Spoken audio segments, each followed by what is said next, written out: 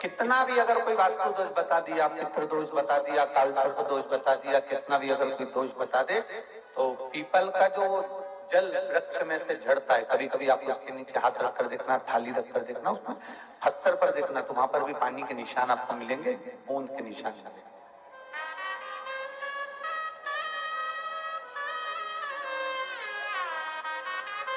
मात्र उस पीपल के वृक्ष के जल की एक बिंदी, एकमात्र बिंदी, शंकर भगवान का जो शिवलिंग है जलाधारी है, चरण है, गणेश कार्तिकेय का स्थान है, अशोक सुंदरी का स्थान है, और प्रत्येक जलाधारी में से पानी बीच में से आकर नीचे की ओर गिरता, नीचे की ओर गिरता। आप लोगों के स्मरण में हमने पहले भी बताया कि राइट में किसका स्थान है? गणेश जी का, लेफ्ट में कार्तिकेय, बीच में अशोक सुंदरी। ये क्या है? पार्वती जी का हस्त कमल शिवलिंग, और ऊपर से जो जल एक एक बूंद शंकर जी के शिवलिंग पर गिर रहा है, वो शंकर जी की 5 लड़कियां जया, विषहरा, शामली बारी, दौतली और देव, शंकर जी की 5 लड़कियों एक एक बूंद पानी शिव जी पर गिरा। जहां जल नीचे गिरता है उस स्थान से जहां तक जल बहकर जा रहा है, उस स्थान तक 33 कोटि देवताओं का स्थान, 33 कोटि देवताओं का स्थान। अब जहां पानी आया, जहां नीचे गिरा, उसके बीच में जो स्थान होता है, आप लोगों ने देखा है कि नहीं देखा? जिनने देखा है जरा हाथ उठाओ। ये पानी जैसे यहाँ तक आया और यहाँ के बाद नीचे गिरेगा, तब वो नाली के माध्यम से बाहर जाएगा। तो जितनी दूर यहाँ से वो नीचे की ओर जो गिर रहा है, यहाँ से वो नीचे की ओर जो पानी जा रहा है, ये जो स्थान होता है, ये हमारे 3 दोषों को निवारण तुरंत कर देता है। एक हमारा पितृ दोष, एक हमारा काल सर्प दोष, और एक हमारा वास्तु दोष का निवारण ये तुरंत कर देता है। और ये तो हमने केवल आपको शिव महापुराण के माध्यम से बताया कि ये 3 दोष का निवारण कर देता है, पर यदि कभी आप ध्यान से लिंग पुराण को पढ़ेंगे,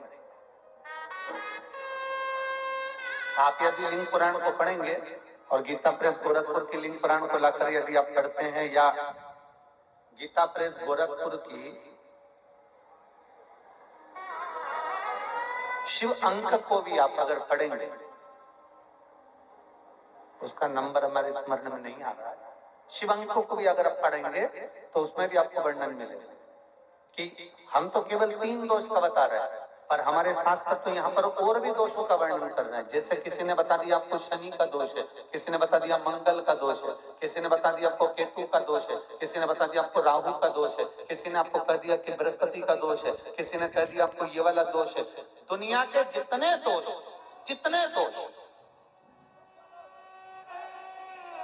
पीपल के वृक्ष के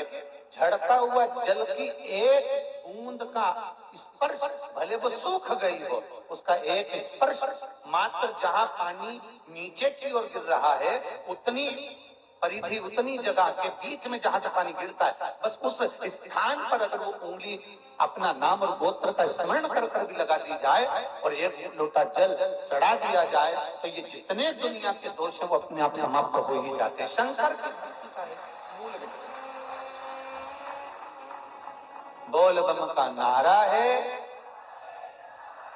और अच्छे से समझ लो, जरा ध्यान में आ जाए आप लोगों के, नहीं तो गलत कर बैठो तो बहुत स्मरण रखिएगा। शिवलिंग जलाधारी में से पानी बहता है, नीचे की ओर जाता है। जितना मोटा शिवलिंग की ये जलाधारी होती है, उसमें से पानी जहां नीचे गिरता है, जितनी भी मोटी हो, उसमें कहीं पर भी आप बिंदी लगा सकते, कहीं उस स्थान पर आप कहीं पर भी उस बिंदी को लगा सकते। कोई कह दे तुमको कि तुम्हारा मंगल गड़बड़ है, कोई कह दे तुमको तुम्हारा राहु गड़बड़ है, कोई कह दे तुमको तुम्हारा केतु गड़बड़ है, कोई तुमसे कह दे तुम्हारा बृहस्पति गड़बड़ है, तो समझ लेना कि हमारे ग्रह की दशा को सुधारने के लिए ये जो स्थान है, बस उस स्थान पर एक बिंदु अब आज के जमाने में आपने देखा होगा, जब से आप शंकर जी को जल चढ़ाना प्रारंभ करें, जब से आपने शिव महापुराण की कथा सुनना प्रारंभ करी, तब से आपने सुना होगा कि कोई भी अब ज्यादा आपको सुनने को नहीं मिलता कि वास्तु दोष हो गया, कि पितृ दोष हो गया, कि कालसर्प दोष हो गया। इसके पहले का जो समय था, उस समय किसी को भी पत्रिका दिखाओ, किसी के पास भी जाओ, वास्तु दोष, कालसर्प दोष, पितृदोष, ये सारे दोष चलते रहते थे। पर तुमने जो एक लोटा जल शंकर भगवान को समर्पित करा, तुम्हारा चढ़ा हुआ जल उसी स्थान से नीचे गिर रहा है जहां हमने बिंदी लगाने का बताया, वहां से नीचे गिर रहा है। तो तुम्हारा दोष जल चढ़ाते चढ़ाते अपने आप दोष समाप्त होता चलेगा। सारी समस्या का हल एक लोटा जल। आप जो भगवान शंकर को समर्पित कर रहे हैं, आप भगवान शिव